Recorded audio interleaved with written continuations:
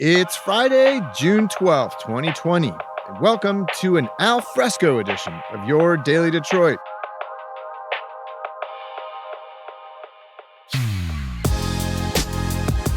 Jer, we're here in your backyard. The wind is rustling through the leaves. The birds are chirping. The sun is shining. It's a beautiful day.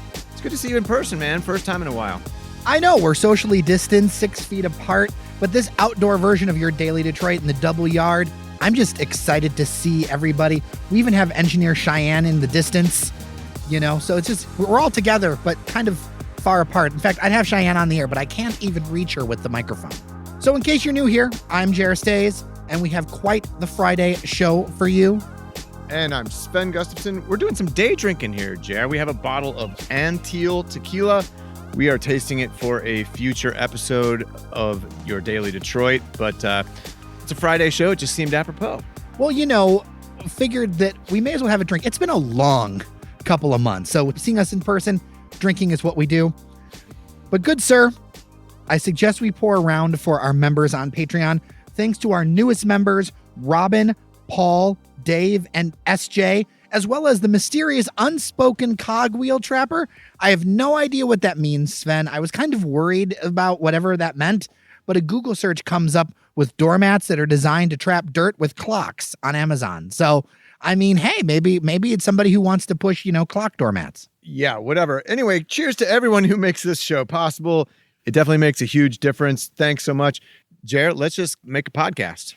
Detroit Mayor Mike Duggan, he had another live stream news conference on Thursday. What did he have to say? Well, there's three big things. Let's start with barbers, hair, and manicure salon workers. Here's the deal. I think everybody knows haircuts, they start up next week. It is a big deal. I mean, if anyone could see me on Instagram Live, my hair is a disaster right now. So I'm looking forward to this, but safely. And I'm kind of excited about this. What the city's doing is for the next 3 days, today, Saturday, and Sunday, they're giving free Abbott 15-minute tests to all barber salon workers, manicurists in the city. And the thing is that your business has to be located in the city of Detroit for you to get one of these tests. But I think it's a big deal because you'll be able actually to get a printout of the test and then put it next to your barber chair or salon chair. This is really important because these groups have the highest risk of spread. Not only is it a situation where, you've got so many people who might have it, barbers and the like see so many people each day. So that also helps protect them. Key to this, if you do get a test, you'll get a free PPE kit with gloves, masks, and a face shield. No word if you get a toy or prize in your cereal box, but you do get that. Jer, I just wanted to say, I think your hair looks fine, but you got a haircut appointment yet? Not yet. I think I'm going to wait a little bit. I mean, I know I want to. I had joked earlier that we're just going to go ahead and get a Flowbee. Meantime, did the mayor offer any updated numbers on coronavirus cases or deaths in the city? Well, the thing is what they're highlighting is the 7-day average. And at one point, the city saw 96 fatalities a week. Now it's down to 9 deaths in the last 7 days, which is a huge improvement. And, for a place that's been such a hot spot, all of this testing and everything has been really, really good. I will say this, though. I did watch the mayor live on video get his brain tickled by the test. They did that live on air, which was definitely a interesting thing to watch. Yeah, how'd he handle it? Oh, it's fine. I mean, it seems like he's had this happen a lot of times, though it looks like he wanted to stick the sticker on his jacket or something like, I'm negative. And he tested negatively, I assume. Yes. I mean, I assume they knew this beforehand. Meanwhile, I understand Detroit is going to start seeing some street closures, like cutting off streets to car traffic as a way to help bars and restaurants serve more people and still, be socially distant and everything. I love this because this is a thing we're seeing across the country in different cities and across the world, frankly, and in dense downtown areas. I would like to see this become a permanent trend. But anyway, what do you have to say about this? Well, 8 street closures have been requested around the city and 5 were approved. I'm going to highlight a couple that are interesting because some of them are in Capitol Park where you kind of already have it. A couple ones I want to highlight. The Gratiot Service Drive by Eastern Market, which I think is kind of cool to add a little bit of more walkable space there. That service drive makes no sense to me. You've got that soccer bar over there. Thomas McGee's. Thank you for saving me. And then you got the sandwich place. And then, of course, one of our members has his office right up over there, too. But it's a great little spot, and it'll open up, some more seating options. The other one is by Grandma Bob's at Michigan, just east of 14th in Corktown. That place has just become super popular lately, and it'll be cool to see something like that in Corktown. The mayor said there have been 56 sidewalk cafe permits approved, including the Narrowway owned by regular guest of the show, Pastor Jonathan Merritt. I think that's going to be an interesting thing, too, this might be the summer of patios. And if it works out, I feel like this is something that's long overdue for the city anyway. Yeah, absolutely. I was I forgot to tell you, I was over on Livernois Avenue of Fashion the other day. Saw the streetscape project. It looks like it's mostly completed, but what you've got now are these big, broad sidewalks with no people. I mean, that's the thing that was glaringly obvious, is that we need people out and about. More to come there, I guess. Anyway, the mayor talked about expanding bus service in the city. What do you have to say? Well, this is an important topic in a city with so many households that don't have cars. DDOT is doubling their rush hour service starting Monday. The thing is about the buses, they are actually carrying a lot fewer people per bus right now because of social distancing regulations. And if you think about it, even if you open up the windows, you're basically in a tin can going down the road. So you need to keep people kind of farther apart. What they're going to be doing is doubling their service on Woodward, 7 Mile, Gratiot, Grand River, Greenfield, and Warren. They're going to become every 10 to 15 minutes during rush hour. So that's definitely much closer to normal service. Even though there are less people taking it, you need that many buses. Another thing that the new DDOT director is going to do is they're rolling out an on-the-fly system. So if they see a bus stop that's overcrowded with people, they're going to send out a bus on the fly, which I'm looking forward to seeing how this works. If it does, it could be really interesting. Another note would be that Dexter and 8 Mile are getting their services up to every 25 minutes. 8 Mile makes sense. People might not think about Dexter, but I mean, when we lived at the University District, the Dexter bus was the bus that served that area, and it was always busy. People don't think about it, but it winds through the city so much, serves a ton of people. A couple other quick things to talk about. The DDOT buses have not been taking fares, and there are no plans for that to happen until the end of this year or early next year. And the reason for that is they're going to be installing driver bus shields basically for the drivers between the driver's seat and the fare box. And that'll allow them to run the buses at full capacity, all of that stuff. And if you remember, there was that nationally famous case of a Detroit bus driver dying after doing a video about a rider coughing near him. And the head of the transit union is a COVID-19 survivor as well.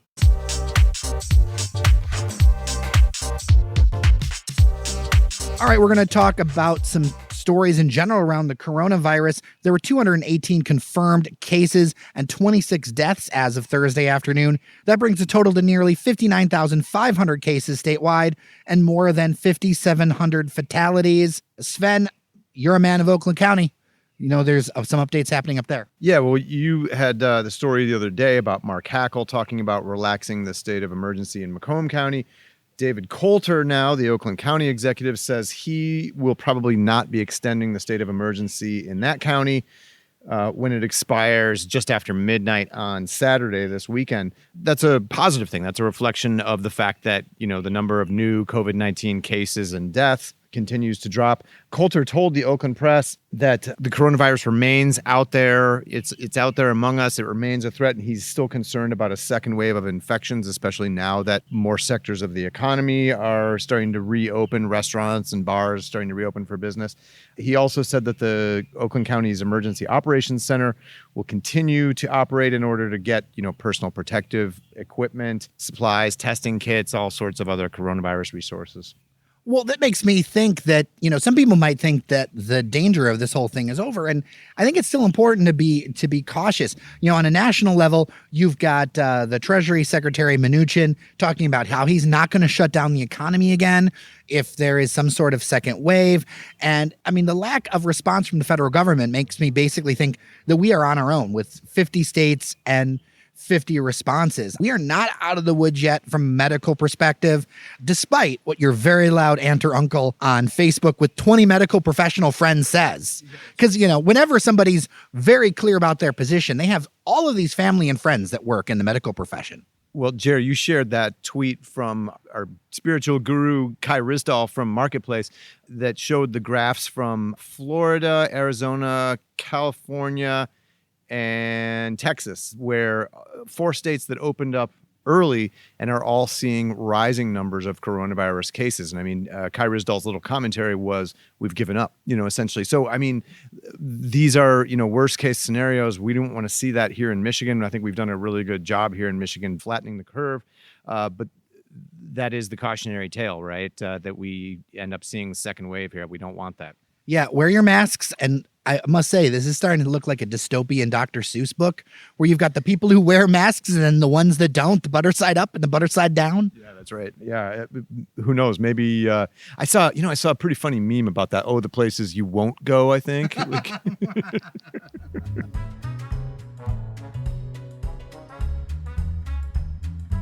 We have word that the Macomb County Prosecutor's Office has declined to charge 23-year-old Jalen Bond.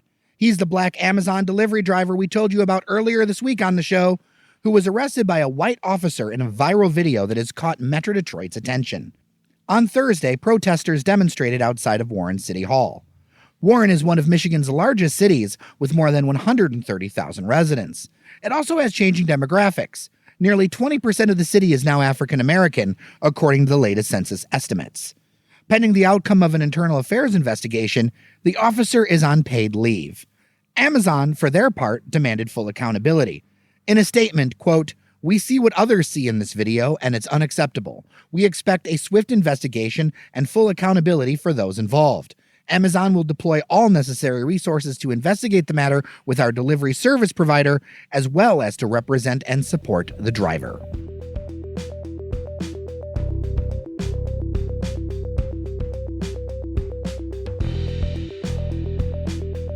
We've been keeping tabs on a proposal to allow to-go sales of cocktails at Michigan bars and restaurants. On Wednesday, legislation that would allow it and temporarily cut the price of liquor from the state passed in the Michigan Senate. That vote was 37-1, Sven. The state house is considering a related proposal with the goal of getting a bill to Governor Gretchen Whitmer to sign this very month. The legislation would allow local governments to designate social districts where people could consume the cocktails and other to-go alcoholic beverages outside. It's seen as a way to help the industry survive the coronavirus pandemic. Restaurants were given the ability to reopen with certain limitations earlier this week. Sven, I think this is a game changer. And frankly, this is another thing that should have happened before the pandemic. Yeah, probably a good point. I mean, and it's based on similar legislation from other states, including Ohio, our neighbor to the south. Our very liberal neighbor to the south. So liberal. You're being facetious, right? Oh, yeah. They have a Republican governor. I was snarking, Sven. Right.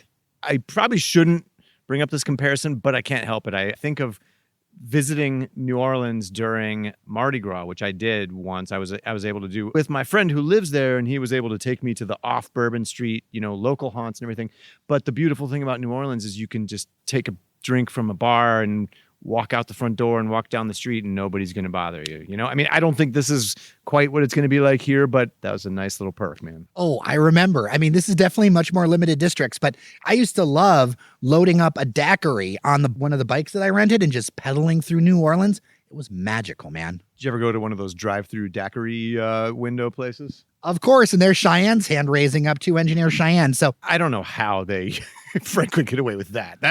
Even for me, that's maybe a bridge too far. That maybe is a bridge too far, but I feel like it's kind of like the culture, right? So I think about it this way. My dad served for a long time in Germany, and I grew up with a culture that I had my first beer when I was in 6th grade. Beer to me was never a scary, or alcohol was never a foreign thing to me.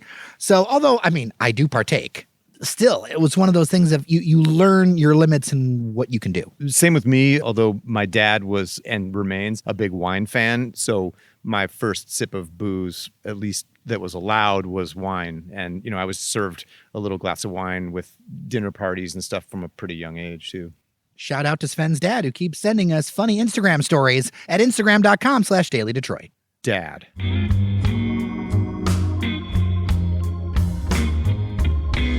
All right.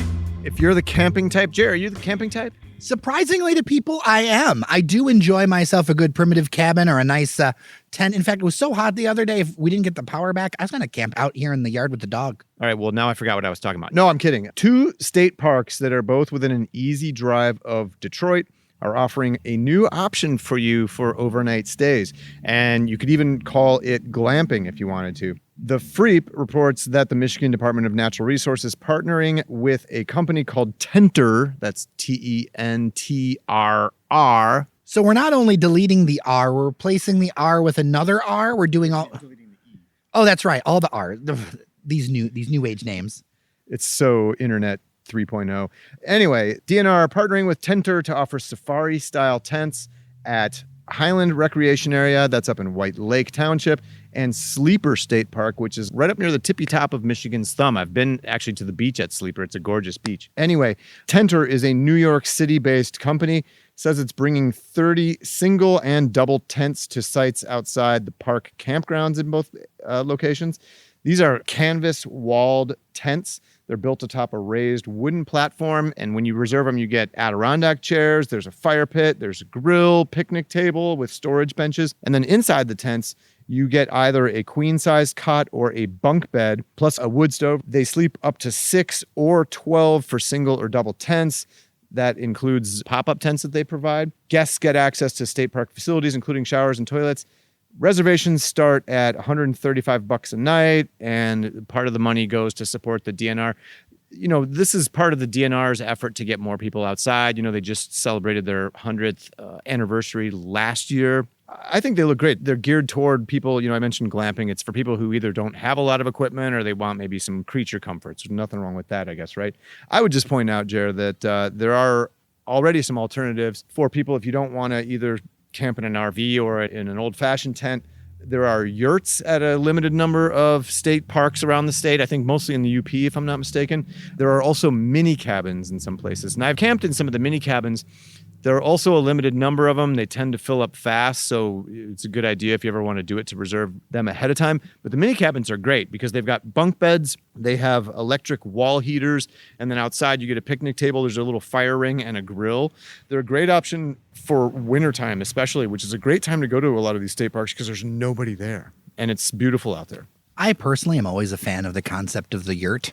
And the name makes me laugh. I also just love tiny houses in general. So the idea of a mini cabin, the idea of all this stuff, I'm really excited about. And I don't have a ton of camping gear. If I want to do a little bit more than one night, this seems like a great thing. And you split this among a couple of people, this ain't bad. Yeah, my wife and I love camping. And unfortunately, one of my kids is not a big fan. But this might be a way, you know, if we can promise him like an actual bunk bed to sleep on and everything, this might be a way to kind of convince him to seal the deal. So, yeah, I'm glad to see this.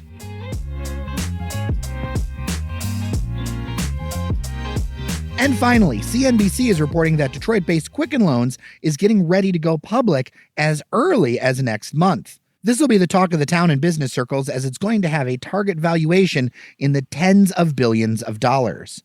Leslie Picker reports that Quicken is working with Morgan Stanley, Goldman Sachs, Credit Suisse, and JP Morgan to make this happen, and it could be the largest IPO of 2020. We don't have tons of details yet, and frankly, how the deal is constructed will change the long-term impact on our area, but this is going to be a story to watch. Metro Detroit is now known for cars and mortgage origination between Quicken Loans and then wholesaler United Shore, as well as other players in the market. March was the biggest month as far as mortgage closings in Quicken's history, according to their CEO, Jay Farner, and they expect the second quarter to be even bigger.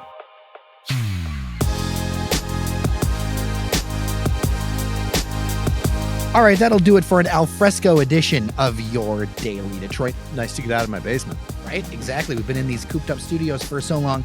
Well, for everyone here at Daily Detroit, Cheyenne Noserini, who's been helping make the trains run on time, engineer Randy Walker, who we have rum, a bottle of rum here in the back somewhere for whenever he shows up. Thank you so much for your support. Thank you to all of our contributors who've helped out over the last few weeks. This has been a crazy run. We still got a lot more to go. I mean, we're not going to be in person every day. There's still going to be a lot of shows from your underground lair in Ferndale. But it's good to get some sun. Also, thanks to our Patreon members. You're awesome. It really makes a huge difference. I'm Jer Stays. And I'm Sven Gustafson. Take care of each other, everyone. We'll get through this thing together.